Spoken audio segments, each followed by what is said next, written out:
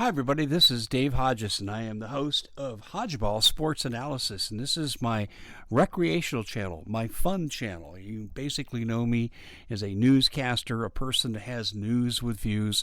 I broadcast the news. I have 2 weekly radio shows, and I'm expanding. But life wears you down, and I want to do what's fun, so I want to talk about sports. And we're going to talk about sports today. And in particular, we're going to talk about a young man whose career appears to be all washed up before it ever really got started, and that's Johnny Manziel. This is really a tragedy. Johnny Manziel had, I don't know where he's at today with this, clearly substance abuse issues. Clearly he had self-discipline issues, and he had issues with externally imposed discipline as well. I said at the time I would never have drafted him, and when he was in college, and people say, Dave, look at him. He can throw the ball over the field and he could scramble and blah, blah, blah. Well, I thought he was physically immature. I didn't think he could stand up to the pounding of the NFL. Now, Kyler Woods may change the mode in that, or Kyler Murray, I should say. But Manziel, no, not the athlete that Kyler is. And I didn't think he had the mental toughness. And there was an incident I was watching when he was in college that really tipped me off that this kid didn't have what it took to play football at the highest level that our species can generate.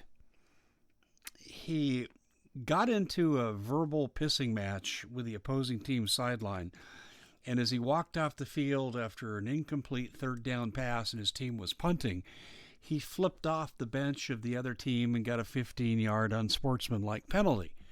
And I just said right there, you're a quarterback. You know, if you're an offensive lineman, if you're a strong safety, you might be allowed to have a little bit of that immaturity, that little bit of a fire, that little bit of a flair that steps outside the lines. But when you're the quarterback and you're the leader of men, and you not only have to command the huddle, you have to command the locker room, and you have to do so under the good graces and the auspices of your head coach. I saw right there that kid did not have what it took. And his time in Cleveland was one faux pas after another, one issue after another. And, you know, he started out as a typical rookie, couldn't read coverages, couldn't get past the first receiver often, wasn't real mobile in terms of seeing where the blitz was coming from. But see, that can be fixed with experience and hard work in the film room. He might have had a chance. And the other thing that worked against him, he played on a horrendous team with an inferior offensive line and a coaching staff that was an absolute joke, a disaster. And this kid needed to be with a Bill Belichick. He needed to be with someone who was disciplined, wouldn't put up with his BS, hold his nose to the ground and say, this is the way you're going to do it, son, or you're not going to play. But no, he was allowed to go from mistake to mistake to mistake without a lot of direction, and he didn't have the internal strength and resilience to self-correct and to self-discipline. But age kind of does that with you.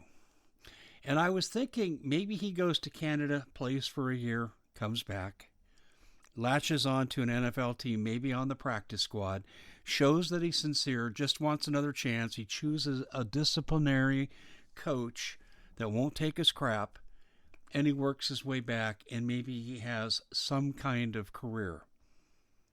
But then I was just reading the other day, there he is in Vegas, laying down big bets at the craps tables, and I'm thinking, you want to get back in the league, son? You don't need to be inside of a casino. You need to be out there on the football field, in the weight room, and talking to coaches, getting an agent that will convince people you deserve a second chance. And when I see your name in the headlines for casinos, your career is washed up. I'm sorry to say, Johnny Manziel will never play in the league again. Well, that's it for Hodgeball, and we want to thank you for joining us. We are brought to you by coolwithdave.com. We have the coolest device. It sold over 500,000 in the last 90 days.